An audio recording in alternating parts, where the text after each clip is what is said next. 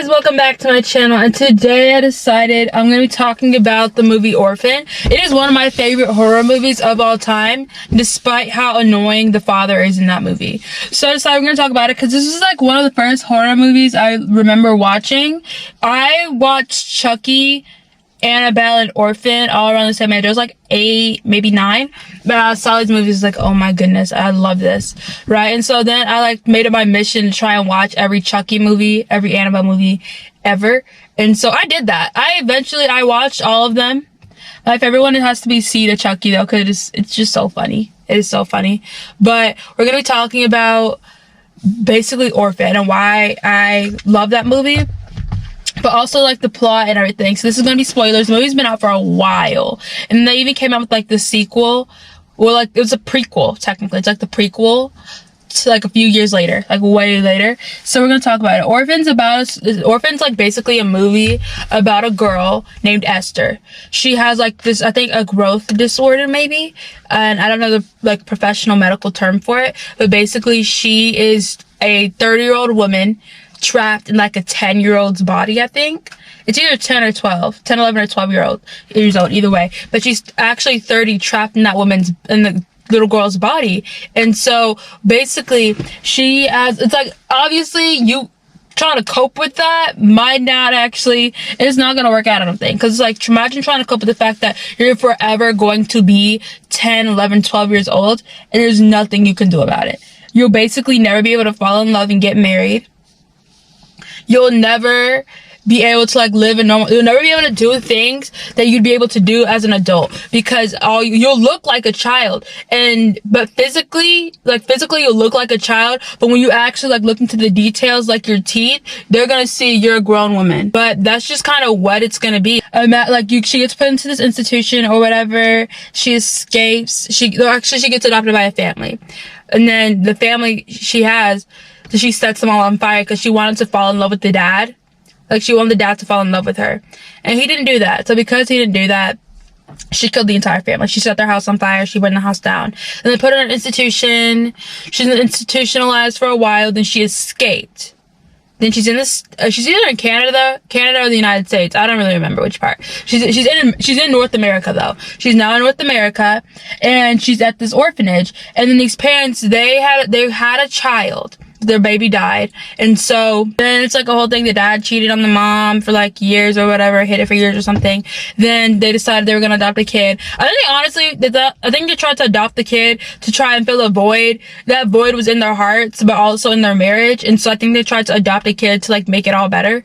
And so they go to like this little place, and like the nuns try to show the children, and then like the husband decides he's gonna wander off. He's just gonna like try and see if like he can make a connection to any of the kids, and see if like basically if any of them he just feels is right to take home and like have this child be ours. And so that's kind of what he did. And it was like, honestly, he walked up the stairs, he heard somebody playing. I think he just heard somebody singing. He went up the stairs, he saw this lady. Also, y'all have to think, I'm pretty sure Esther, she saw them walk up, right? She saw them get out the car, she saw them walk up to the steps and everything. She saw them greet the nun. And I can't even remember if somebody saw her in the window looking, but then she left and she started painting, and she was singing. He went up the stairs, he saw her singing, painting. They introduced themselves to each other. She's like, I'm Esther. And so thinking about it, he's like, oh my goodness. Then like, he's like, okay, where'd she wander off to? And then this nun cracked me up though. Well, not really cracked me up, but she was just like, oh, she's a little troubled. This is Esther. It's like, if a nun is recommending you don't adopt a specific child out of all the children in the orphanage, I'm gonna go ahead and kind of say maybe there's a reason. Like, maybe there's a reason why. Because imagine that. Basically, Esther would have basically had to have been adopted by a psychopathic couple, or like a sociopathic couple, or a killer couple in general. For that, like, even then though, she would probably try to kill somebody, but at the same time, if you're a family full of killers, then hey, because like her whole MO was basically get the dad to fall in love, kill everybody else off. She basically wanted to be a wife. She wanted to like have her own family and everything, kinda, because she couldn't. And so she tries and goes on this mission. They adopt her. She goes home. The wife tells her about the dead daughter, like the daughter that died. And so she takes her to the grave where they planted the flowers and everything. And slowly things are like becoming weird and things. So as like the mom, I think her name's Kate. We're just gonna call her Kate either way. And she decides she's going to show her and like open up to her and everything. And I find it so interesting too. It's like how it was like one day they were playing the piano or something, and she's like, I thought you said you couldn't play the piano. And then at first it's like logical that the dad would think maybe she lied because she just wanted to find a way to spend time with you, which I thought was really sweet. But then it's like you're giving her the benefit of the doubt. But then slowly things start to not make sense. Esther, she picks up the flowers where the unborn child's ashes were scattered into like soil and everything to grow. So it always feel like she was with them. It might have been lilies, honestly, but that was honestly just like, then she was like, you little blah blah blah. Like she knew like the crazy part is that she knew. She told her the story and everything, and like she just forgot. So basically the only flowers in your backyard, like some of the only flowers in your backyard, and like a bare spot where all the flowers are, all of a sudden she forgot. All of a sudden, like those are the only flowers for a reason. Like if I went in somebody's backyard and they only had one plant of flowers in like a whole bare backyard, just one flower, I think, okay, so either they're just getting into gardening or that's for somebody special. That's like, I think that would be the only thing that I think at the time, is that it's either grown, like they probably grew that for someone special, especially like there's soil on top of the dirt, on top of the ground already, like grown grass and everything. I'm like, okay, has to be for somebody special. Like watching it again as I get older, the dad genuinely makes me angry because you cheat on your wife, and your wife has a drinking problem. You both try and work through your issues, but you still cannot trust her. And she's trying to trust you, but you're making it hard. And so then, instead of just trying to understand each other, he's like, you don't know this, you don't know this, you don't know this, whatever. You don't understand any of it, right? And so I'm sitting here on the other side, like, thinking to myself, there are all these signs of things going wrong.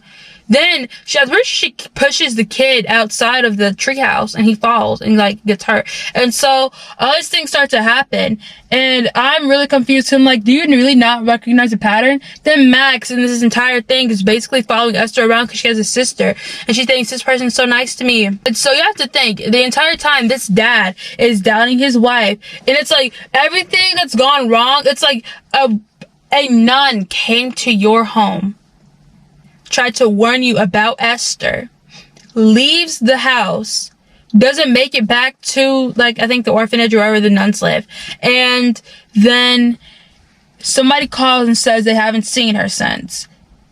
You're trying to tell me a nun that tries to warn you about the child you just adopted ends up dead, not that far from your house, kinda, or on the way back from your house, and you're not confused, and your daughter is not in the house at the time? That's weird. That is so weird. Then dragging that body. It's like you're trying to tell me. And it's the winter too. So I'm like really out here wondering why is it that he's so oblivious? Like I hate it when parents are oblivious in like shows. And it's like, why, you know?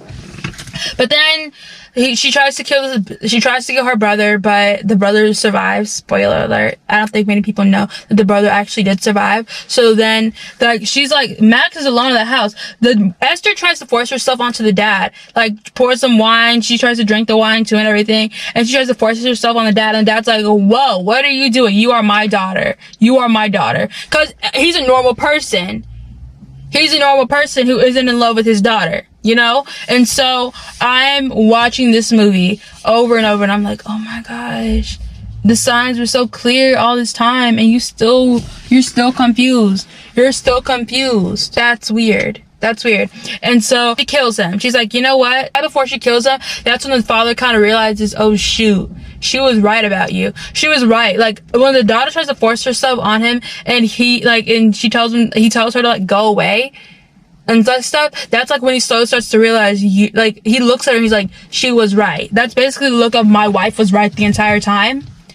And so I think it's such a satisfactory look too, because the entire time we could tell something was off about Esther from the first time you hear her singing, right? and you can just tell something so off. And then you find like that, then just to see that satisfaction of him realizing, oh, my wife was right, and he dies in like the little basement or whatever. Then the daughter sees her kill, like Max, this is a little girl, by the way. Max sees Esther kill their dad. And so Max runs and Max tries to hide. But the wife is already on her way home because she's getting calls from all these other people about Esther and how she's actually a 30-year-old woman and this is not her, Esther's not even her real name and all these things, right? And like really when you watch it, here's like, I'm gonna tell you guys a little fact. We're gonna pause and like the plot. You have to watch this movie when it's kind of like on like a rainy day. I'm not even joking. The movie is the best. Like, I'm thinking back, and anytime I want to watch this movie, it's like if it's a rainy or even a cloudy kind of dark day, gloomy day outside, it's the best time to watch it because it's just so amazing and it kind of fits the vibe of the movie perfectly. And then you're watching this movie like, oh my goodness. Then you walk outside afterwards, like you're like, oh my gosh. Like, I can just tell you guys, whenever it's like a dark gloomy day and it starts to get windy and you hear little snaps, I'm like, oh my gosh, Orphan, because it's like so amazing watching it in gloomy weather. Like, just when it's dark and gloomy outside, you hear the rain pouring down from the outside on your window. Perfection. And I like then like so she barges in. So right as like as soon as Esther's about to find Max and hiding in her room closet, she like the mom pulls up and she crashes the car into the house. She sees that her husband's dead, and so she's like, Esther, where are you? Whatever, like that. The wife, like Esther decides she's gonna hide and all these different things, right? And then she finds the mom. Like Esther and Max kind of like, they don't find each other for like Esther and Max don't find each other for a minute. Kate and Max don't find each other for a minute. But she's like, I hear you. Where are you? So she goes into the bathroom, and I was like watching this on YouTube too. And I was like, oh my gosh, I do not remember this scene. This is amazing. So she goes into the bathroom, right? And she thinks that she thinks she's hiding in the shower. She looks in the shower. She doesn't see her. Then like Kate ends up leaving outside. She's like outside the window, right? Bathroom window. And she doesn't see her. And she's like, oh my gosh, oh my goodness. Then she didn't say, oh my gosh, oh my goodness. But then she's like, okay, I don't see anything. She looks right outside the window, right? Then you turn back and you think Kate is safe. You think Kate's safe.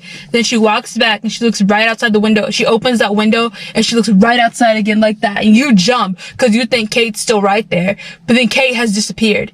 Kate's no longer over there. And so you have no idea how suspenseful that was and how amazing it is.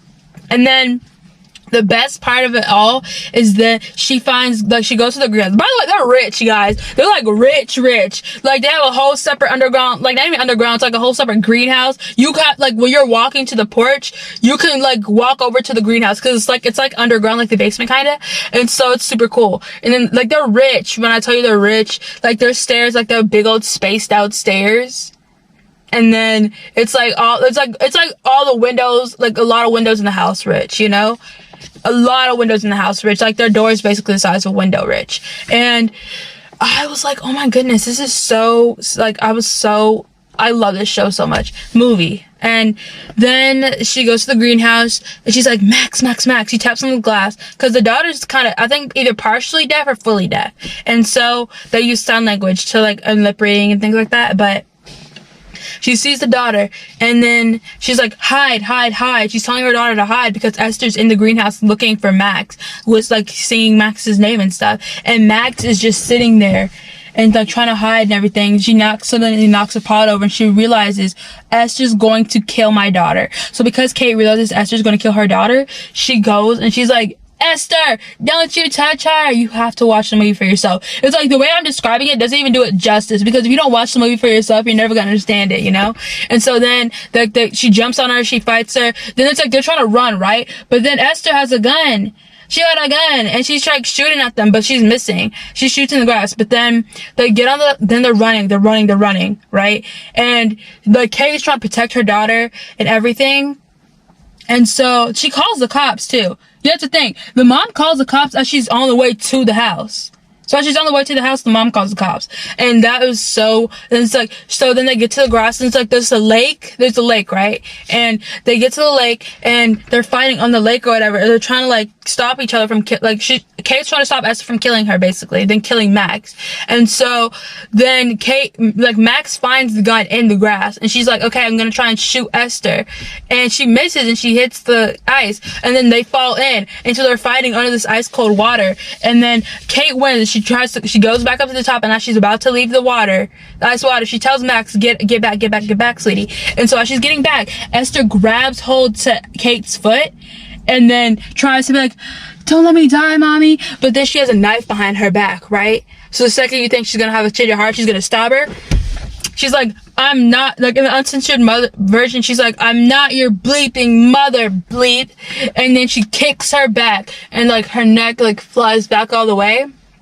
And because it's not it's not a supernatural, it's like not a paranormal movie or anything, so you'd really think she's gonna be frozen under that ice, and she's gonna come back, and it's gonna be like some Steve Rogers crap where he fell into some super cold water, became frozen, and then came back to life once later on, once the lake thawed, if the lake thaws. But he didn't come out when the lake thawed. That's basically what you think's gonna happen. It doesn't.